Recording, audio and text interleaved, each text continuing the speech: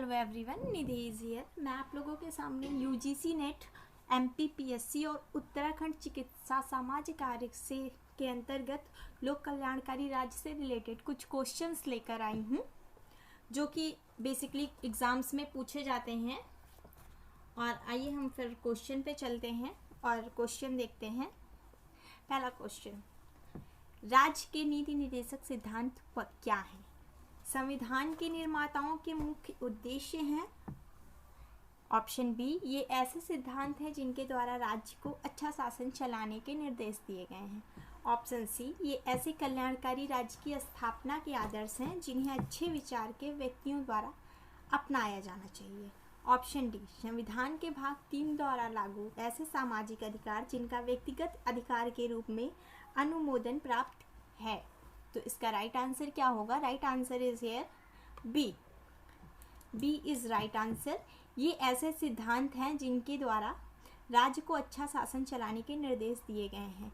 राज्य के नीति निर्देशक सिद्धांत हैं, तो जाहिर सी बात है कि ये राज्य के द्वारा ही अच्छा शासन चलाने के निर्देश दिए जाएंगे। हम नेक्स्ट क्वेश्चन पे आते हैं। नीति निर्देशक सिद्धांत क्या हैं? क्वेश्चन में पूछा है कि नीति निर्देशक सिद्धांत जो हैं वो हैं क्या?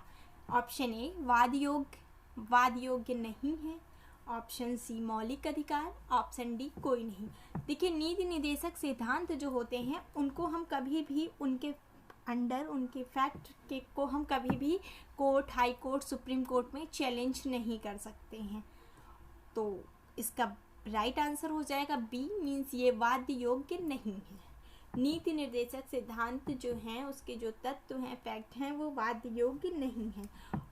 क्वेश्चन नंबर 3, राज्य के नीति निर्देशक सिद्धांत हैं क्या हैं? न्यायोचित हैं, गैर न्यायोचित हैं, सभी न्यायोचित नहीं है, लेकिन इनमें से कोई नहीं। जैसा कि अभी मैं आप लोगों को नेक्स्ट क्वेश्चन में पहले ही बता चुकी हूँ कि ये हम कोर्ट में इसको हम चैलेंज नहीं कर सकते हैं, मीन्स ये गैर न्यायोचित हैं।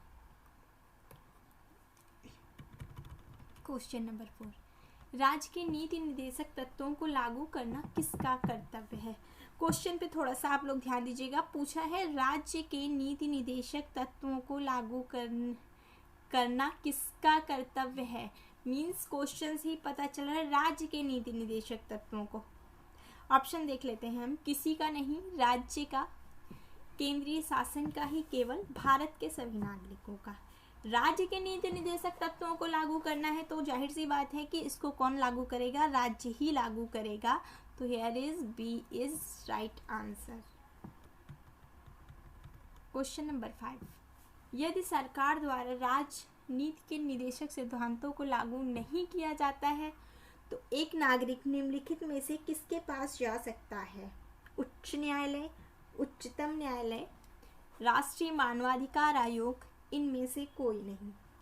तो अभी मैंने आप लोगों को बताया कि इसको हम चैलेंज नहीं कर सकते हैं और राष्ट्रीय मानवाधिकार आयोग का इसमें नीति निर्देशक सिद्धांतों में कोई इंटरफेयर करने का राइट नहीं होता है। तो जाहिर सी बात है ऑप्शन डी इज राइट, इनमें से कोई नहीं। नेक्स्ट क्वेश्चन पे हम आते हैं। इसमें देखिए एक कथन दिया हुआ है और फिर उसका कारण दिया हुआ है। आपको इसे क्लियर करना है कि इसमें चारों ऑप्शन के अकॉर्डिंग सही क्या है। कथन आपका है, कोई भी व्यक्ति जो किसी नीति निर्देशक सिद्धांत के उल्लंघन से प्रभावित होता है वह न्यायालय में नहीं जा सकता है। कारण, नीति निर्देशक सिद्धांतों को न्यायपालिका द्वारा लागू नहीं करवाया जा सकता है। अब इसकी कूट लैंग्वेज जो है हम वो देख लेते हैं। ए और आर दोनों सही है और आर ए का सही स्पष्टीकरण है। ए और आर दोनों सही है परंतु आर ए का सही स्पष्टीकरण नहीं है। ए सही है परंतु आर गलत है। ऑप्शन डी, ए गलत है परंतु आर सही है। तो इसका राइट आंसर आपका हो जाएगा ए, क्योंकि देखिए ए और आर दोनों सही है और आर ए का सही स्पष्टीकरण है। आर ने क्या बताया? नीति निर्देशक सिद्धांतों को न्यायपालिका द्वारा लागू नहीं करवाया जा सकता है, इसीलिए कोई भी व्यक्ति जो नीति निर्देशक सिद्धांतों के उल्लंघन से प्रभावित होता है वह न्यायालय नहीं जा सकता है। क्लियर, तो A is right answer. Next question पे आते हैं। भारतीय संविधान के राज्य के नीति निर्देशक सिद्धांत क्या हैं?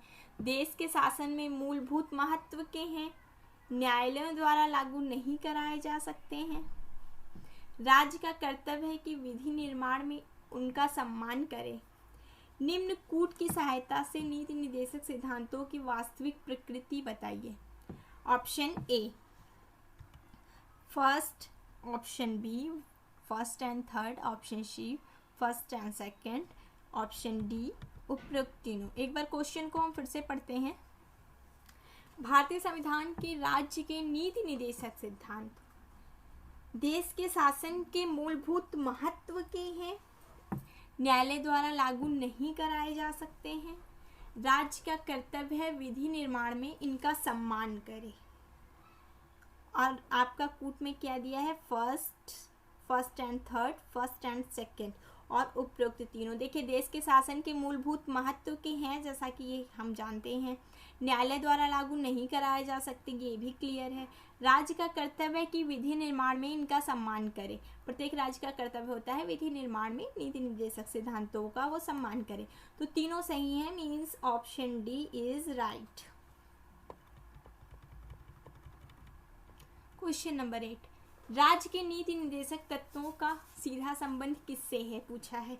केवल सामाजिक न्याय से, केवल आर्थिक न्याय से, केवल राजनीतिक न्याय से, उपरोक्त सभी से। राज्य के नीति निर्देशक तत्व हैं तो समाज से भी रिलेटेड होंगे, आर्थिक न्याय से भी रिलेटेड होंगे, राजनीतिक न्याय से भी रिलेटेड होंगे, तो D is right answer. Question number 9, राज्य के नीति निर्देशक तत्व के पीछे बाध्यकारी बल है, इन्फोर्सेबल क्या है उसके पीछे पूछा है।